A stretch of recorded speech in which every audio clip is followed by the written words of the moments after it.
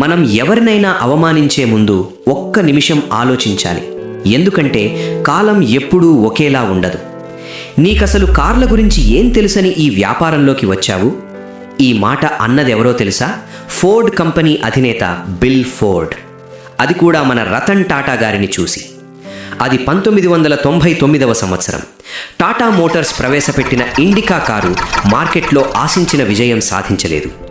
ఆ నష్టాల నుండి బయటపడడానికి రతన్ టాటా గారు తన కంపెనీని అమ్మేద్దామని అమెరికాలోని ఫోర్డ్ ప్రధాన కార్యాలయానికి వెళ్లారు.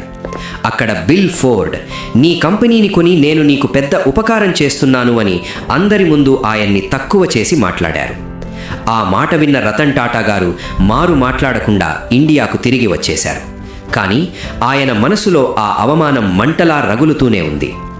ఆ రోజు నుండి రాత్రింబవళ్లు కష్టపడ్డారు. కొత్త టెక్నాలజీ, మెరుగైన డిజైన్లతో టాటా మోటార్స్ని దేశంలోనే అగ్రగామిగా నిలబెట్టారు. సరిగ్గా 9 ఏళ్ల తర్వాత కాలం తన చక్రం తిప్పింది.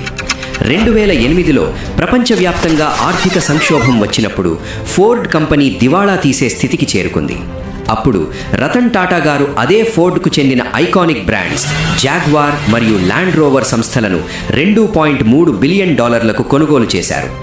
అప్పుడు అదే బిల్ ఫోర్డ్, ఈ కంపెనీలను కొని మీరు మాకు పెద్ద ఉపకారం చేశారు అని రతన్ టాటా గారికి కృతజ్ఞతలు తెలిపారు.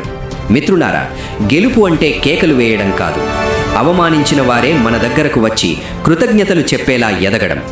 ఇలాంటి మరిన్ని స్ఫూర్తిదాయక కథల కోసం జీవనదీపం ఛానల్ని ఇప్పుడే సబ్స్క్రైబ్ చేయండి. ఇంకా మీకు ఎవరి స్టోరీతో మీ ముందుకు రావాలో కామెంట్స్ సెక్షన్లో చెప్పడం మర్చిపోకండి మిత్రులారా.